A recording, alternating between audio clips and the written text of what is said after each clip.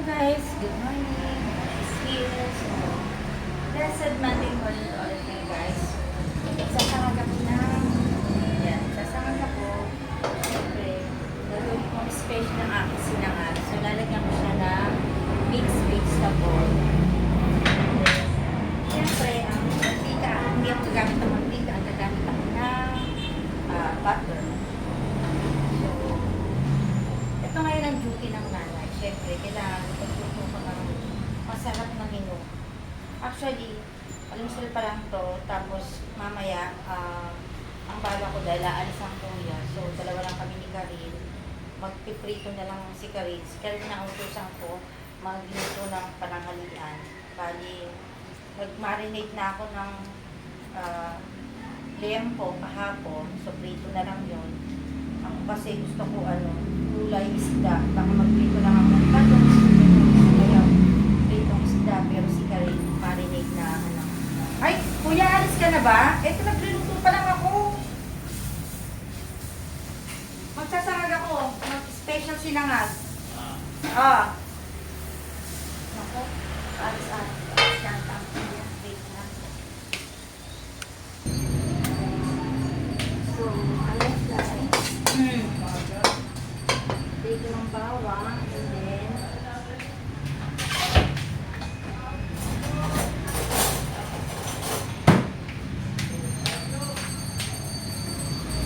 lagyan ko na lang mixed vegetable. So, ang bawang brown na. Oh, hansin na ako ng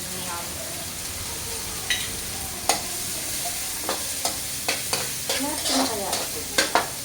Lahat ko na ba? Lahat ko na pala ito eh.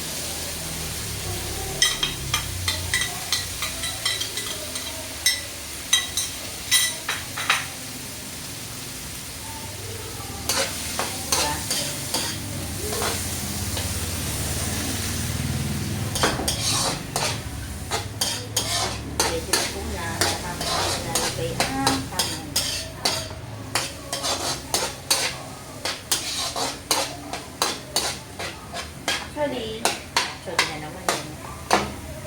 Kung ba ma-share ng nanay habang nagluluto. So, kahapon, birthday ng aking kunika-ika.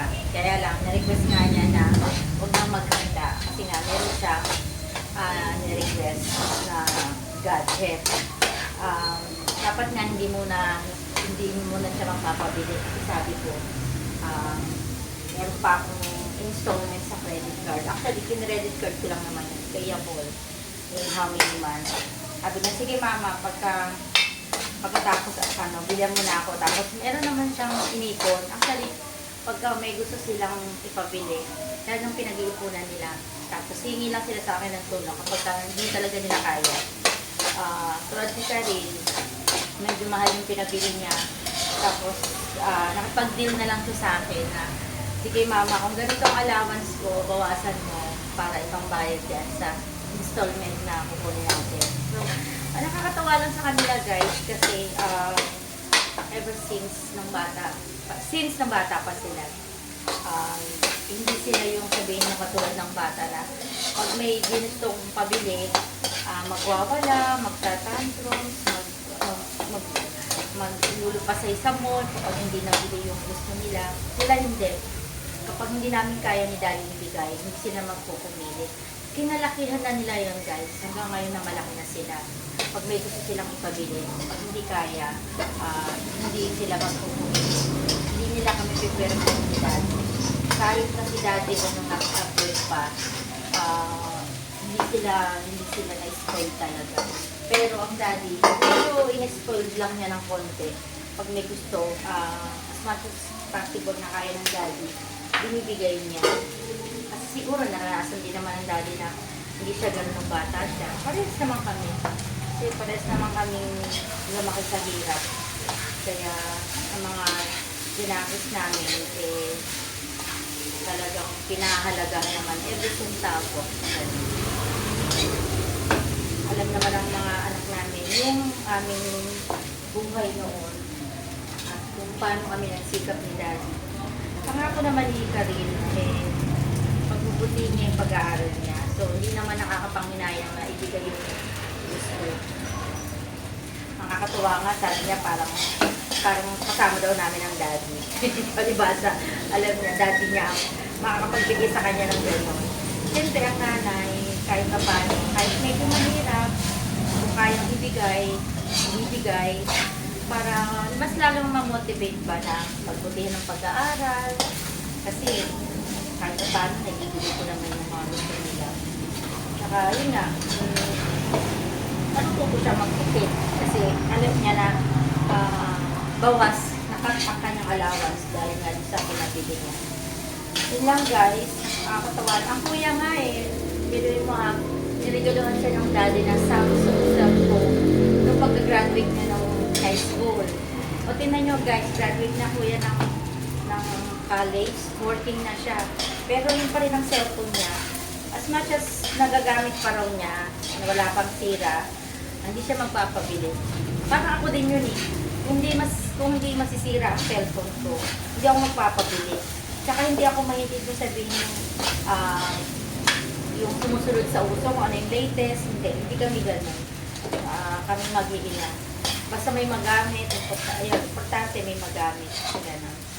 So, ang sarap. Ang sarap na aking sinangag. O, diba, guys? O, ang aking malasyaw pan na sinangag. Parang ang dami ito. Parang hindi ko na kailangan magsain ng kanin pag tanghalian. Parang almusal tanghalian na to. So kasi parang ito mag-general cleaning. Sabihin na naman yan ni Karil, Mama, pwede magpahinga. Gumagawa ka talaga ng mga pagkakaabalahan. Sabi kasi talaga ako sa pinir. Ayoko nang madaling bahay. Siyempre, sino ba naman may gusto madaling bahay? Ang dami ko pa naman din gagawin. Mga hinilaban ng lipag ko kahapon. Siguro ngayon, tuyo na yun. Kailangan natin ipagin. So, lagyan natin ng konting magic sabor para medyo may lasa ng sarap. Tikman natin. Tapos, meron naman akong natirang sinigang na manok. So, yun na lang siguro term ako dito kay Karil kung gusto niya mga kids. Tapos, ngayong tanghali kami lang ni Karil kasi nga isang kuya.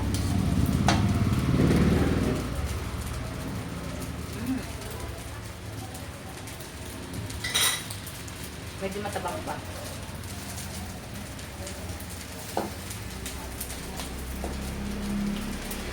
Lagyan din natin ng konting durog na paminta.